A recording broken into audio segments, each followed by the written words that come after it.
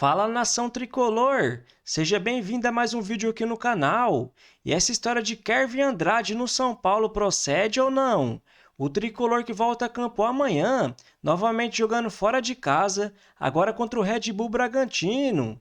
Então vamos ver essas últimas notícias e em breve eu estou de volta para comentar. Então, sem mais enrolação, vamos pro vídeo. Deixa eu contar que Gonzalo Tapia, o atacante chileno, contratado junto ao River Plate, já está na capital paulista.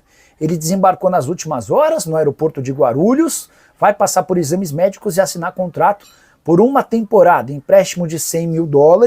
Se o São Paulo quiser ficar com o jogador, já sabe que precisará desembolsar $2 milhões. Há também uma obrigação de compra caso o Gonzalo Tapia dispute pelo menos 50% das partidas durante o período de empréstimo, e cada partida é contabilizada desde que ele dispute pelo menos 45 minutos. Jogador que havia ido muito bem na Universidade Católica do Chile, mas com a camisa do River Plate foi uma verdadeira negação, 7 partidas, nenhum gol, nenhuma assistência. Quero contar também que o São Paulo já iniciou a venda de ingressos para a partida do próximo sábado, 21 horas, no Morumbi, contra o Corinthians. São Paulo que antes enfrenta o Red Bull Bragantino em Bragança Paulista. A saideira sobre o São Paulo: contei pela manhã que o tricolor recebeu na semana passada a sugestão da contratação de Kevin Andrade. Jogador que pertence ao Fortaleza, foi sugerido, é venezuelano, 19 anos de idade. São Paulo ainda não se posicionou sobre o que pensa sobre esse atleta. A decisão vai ser de Hernan Crespo. Se o Crespo topar, o São Paulo pode fechar com ele por empréstimo até o fim do Campeonato Paulista. Vamos falar então sobre essa declaração do Crespo, né? Falando sobre, ainda bem, graças a Deus, que a gente não enfrenta o Flamengo na próxima rodada, nas próximas rodadas. Miller, o que você achou dessa declaração do Crespo? Não achei nada demais, ele foi verdadeiro, né? O Flamengo é o melhor time da Sul-América.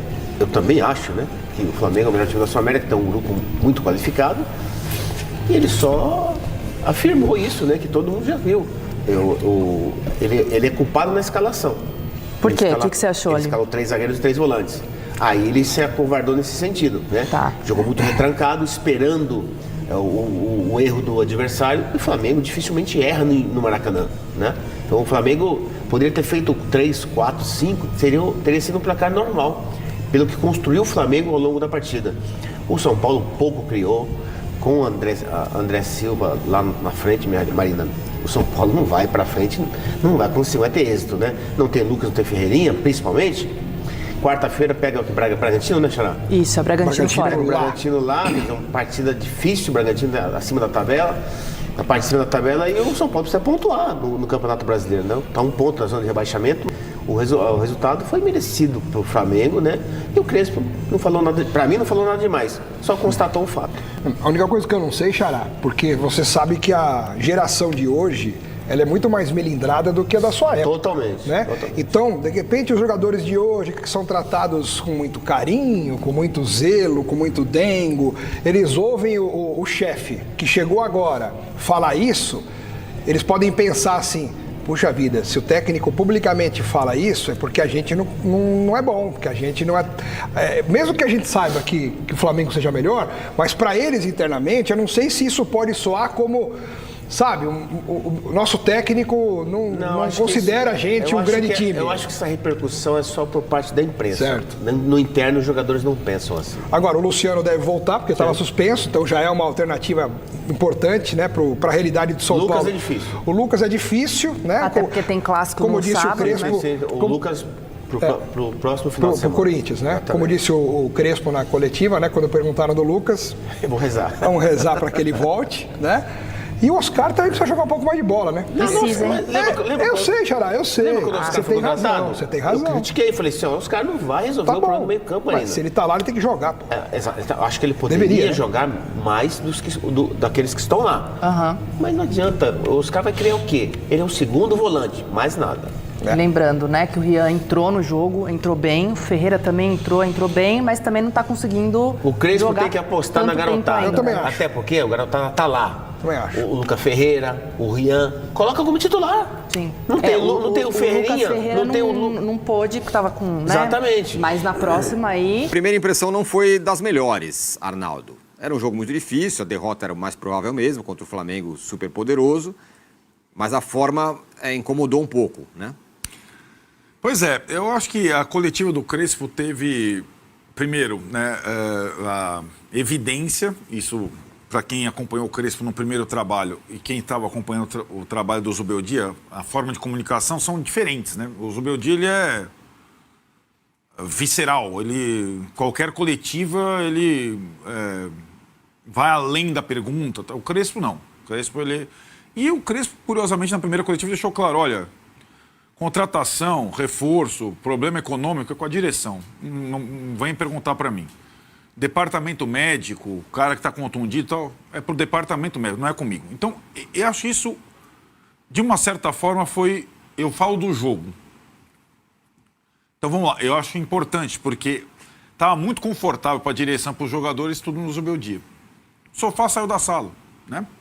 E o vazio, que era esperado, se colocou. Então, vamos colocar, primeiro, os pontos do jogo. O Crespo encerra as responsabilidades do Crespo. Porque o que ficou evidente, não só no sábado, como nesse momento, é que os problemas do São Paulo vão muito além do treinador, como a gente falava aqui todos os dias. O Crespo, para este jogo, adotou uma estratégia que poderia ter alguma lógica, jogar pelo empate contra o Flamengo no Maracanã, mas a disposição dos jogadores, algumas situações, o Oscar e costas para o gol como segundo atacante, são situações que já dava para saber que não funcionariam. Isso faz parte da troca de treinador. Algumas coisas óbvias para a gente não são óbvias para um treinador que recém chegou. E se você não tem pessoas para encurtar esse caminho, só vai aprender, só vai constatar, só vai concluir experimentando. Quando ele fala calma, o São Paulo não dá para ter calma. O São Paulo está a 1 ponto da zona de rebaixamento, né? E o São Paulo tem essa tabela aí, Bragantino fora, que joga hoje 10 vezes mais que o São Paulo, e o clássico o Corinthians, com responsabilidade maior para o São Paulo, que é o mandante por torcida única. E o Bragantino, o São Paulo, se o Corinthians não ganha do Bragantino e Itaquera, o São Paulo nunca ganhou do Red Bull Bragantino, desde que virou Red Bull Bragantino, em Bragança Paulista. Enfim, o jogo de quarta-feira talvez não seja tão difícil, o Crespo falou, ainda bem que a gente não vai jogar contra o Flamengo. Se falarem para ele que o São Paulo nunca venceu o Bragantino, e se ele assistiu o jogo do Bragantino com o Corinthians ontem, ele vai entender, saber que vai ter quase os mesmos problemas que ele teve no Maracanã. E ele precisa ter melhores soluções. Isso é responsabilidade dele. Mesmo que não volte o Lucas, ele vai ter que armar um time melhor do que ele armou com a escassez toda que ele tem para o jogo 2 dele. Se o São Paulo não pontuar nos 2 próximos jogos, ele vai entrar na zona de rebaixamento, literalmente. E aí a conversa começa a ficar diferente. Eu achei boa a clareza da entrevista do Crespo. Como ele falou, Copa do Brasil, Libertadores é um sonho. O negócio nosso é sair dessa situação. Esse é o objetivo do São Paulo na temporada. E aí, essa é a diferença do São Paulo para o Corinthians. É uma diferença desde o ano... O setembro do ano passado tem uma divisão de caminhos, quando o Corinthians faz aniversário. São Paulo e Corinthians estavam mais ou menos na mesma raia. O São Paulo decide para um lado, o Corinthians decide para o outro lado, em termos de administração. O São Paulo decide tentar se recuperar minimamente financeiramente. O Corinthians contrata o Memphis Depay e vamos com tudo ou nada. Certo? Foi aquele momento. Enquanto o Corinthians fechou o último dia da janela com o Memphis Depay, depois da janela, o São Paulo contratou o Jamal Lewis, que nem mais estava emprestado. Então, ali, assim como no ano anterior, o São Paulo vai para tudo ou nada com o Lucas e Rames e ganha a Copa do Brasil quando o Corinthians vendeu o Roger Guedes. E aí, assim, o clube talvez não esteja destruído ainda como está o Corinthians. O São Paulo tenta se reorganizar economicamente. O presidente é o mesmo, com um conforto político absurdo, diferentemente do Corinthians. Sem oposição, né? Sem oposição. Ele tem todas as ferramentas. Então, assim, o clube não está... o time está destruído. O time é ruim. O time é fraco. O time não tem elenco para jogar 3 competições. O clube tem que fazer opções para isso. Tem 3 competições, uma não vai dar. Vamos com o time alternativo. Se não, vai cair. Acho que o Crespo foi muito mal na escalação, a postura do São Paulo foi ruim, acho que a diferença não é tão grande. entre as duas equipes. Você pode enfrentar o Flamengo buscando uma bola, 3 zagueiros, isso não é o problema, tá? Acho que ele poderia... não dá para você ter 3 zagueiros e 2 laterais, um deles precisa sair.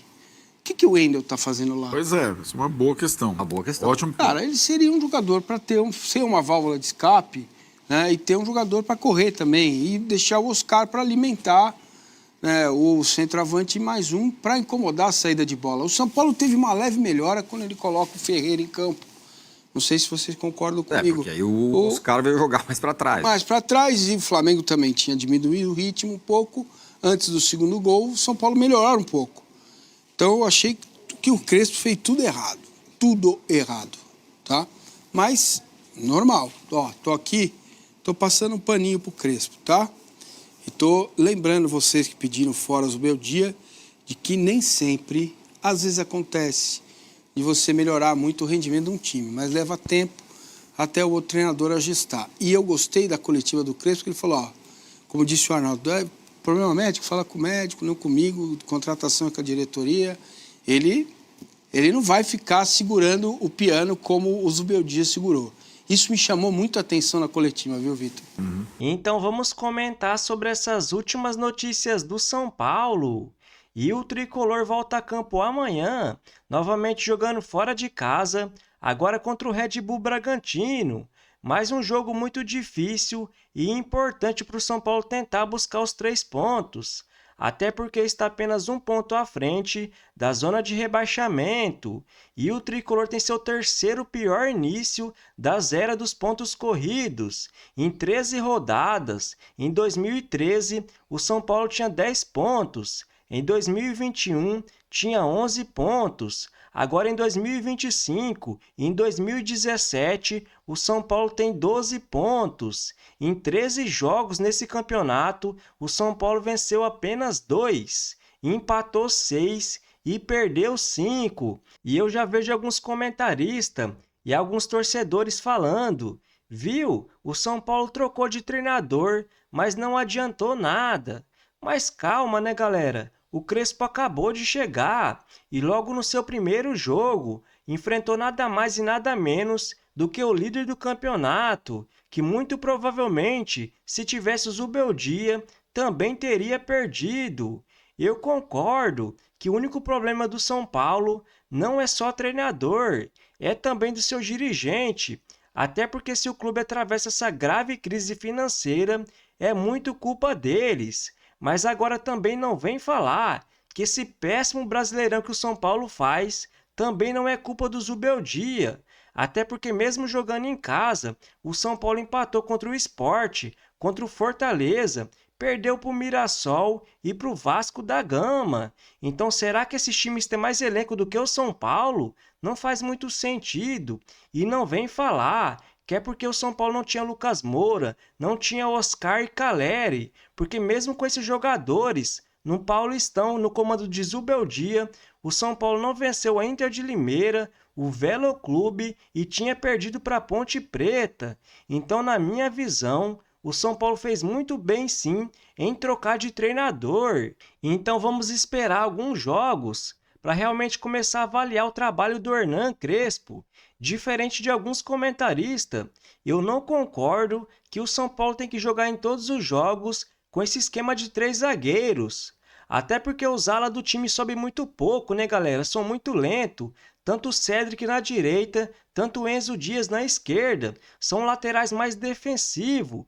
No jogo contra o Flamengo mesmo, não deu para entender muito o São Paulo jogar com 3 zagueiros e 3 volantes. Na minha visão, o Crespo poderia ter tirado um volante, ter colocado o Oscar como 3º homem ali do meio campo e ter colocado mais um homem na frente, ou o Ferreirinha, ou o Dineno, ou o Rian Francisco, por exemplo. Aí ia ficar um time mais ofensivo na minha visão. Agora não adianta, né, galera? Eu acho que o São Paulo jogando em casa, por exemplo, contra um Atlético Paranaense, contra um Vitória ou contra um Sport da vida, não faz muito sentido jogar com 3 zagueiros. Até porque muito provavelmente o adversário vai se defender. E se o São Paulo entrar com essa linha de 3, ficar um time mais defensivo, a torcida vai ficar muito na bronca. Então, na minha visão, o São Paulo, se realmente vai jogar com essa opção de 3 zagueiros, tem que ir no mercado atrás de um ala mais ofensivo. O São Paulo já busca, né, um lateral direito, até porque o Igor Vinícius foi para o Santos, o jovem Mike sofreu uma lesão e no momento o São Paulo conta apenas com o Cedric e com alguns garotos da base. O Crespo também quer mais um zagueiro, até porque o Juan Tressoldi foi devolvido para o Sassuolo e no momento o São Paulo conta com Arboleda, com Alan Franco, com o Sabino e com o Ferrarese. Mas se jogar em vários jogos com 3 zagueiros, ia sobrar apenas um, né, no banco de reservas. Então vamos ver, né, galera, se o São Paulo vai no mercado. Já na ala esquerda, por exemplo, se o Wendel tivesse rendendo o esperado, poderia ser titular, até porque ele é mais ofensivo do que o Enzo Dias. Mas desde que chegou, o Wendel não vem jogando muito bem, né, galera? Então fica mais difícil. E após perder para o Flamengo, o tricolor então volta a campo amanhã, novamente jogando fora de casa, agora contra o Red Bull Bragantino. No dia 19, tem um clássico paulista pela frente, vai jogar em casa contra o Corinthians. No dia 24, vai jogar fora de casa contra o Juventude. E no dia 27, vai jogar em casa contra o Fluminense. Depois vai ter oitavas de final de Copa do Brasil contra o Atlético Paranaense e oitavas de final de Libertadores contra o Atlético Nacional. E eu não concordo com alguns comentaristas que vêm falando que o São Paulo já poderia ter abrido mão da Copa do Brasil pensando no Campeonato Brasileiro. Até porque, na minha visão, não faz sentido nenhum o São Paulo ter sido eliminado pelo Náutico, um time de Série C, e nem agora pelo Atlético Paranaense, time de Série B. Até porque a Copa do Brasil é um dos torneios que mais paga e não faz sentido nenhum, atravessando essa grave crise financeira, o São Paulo abrir mão. A não ser que chegue nas quartas de final de Libertadores e de Copa do Brasil, aí começa a poupar, né, galera, em alguns jogos, pensando no Brasileirão. E a torcida ficou muito na bronca após o Crespo falar que, graças a Deus, o São Paulo não vai enfrentar o Flamengo em todos os jogos no Maracanã. Mas, na minha visão, essa frase faz todo sentido hoje em dia, até porque temos que ser realistas. Hoje, o São Paulo está muito atrás do Flamengo, e ao invés da gente ficar criticando, né, o Crespo, tem que começar a cobrar mais essa diretoria. Até porque algo precisa ser feito, uma SAF, algo do tipo, eu não sei. Então, quando eu vejo alguns comentaristas criticando essa futura parceria do São Paulo com o empresário grego Evangelos Marinakis, eu simplesmente não entendo, porque algo precisa ser feito sim, né, galera?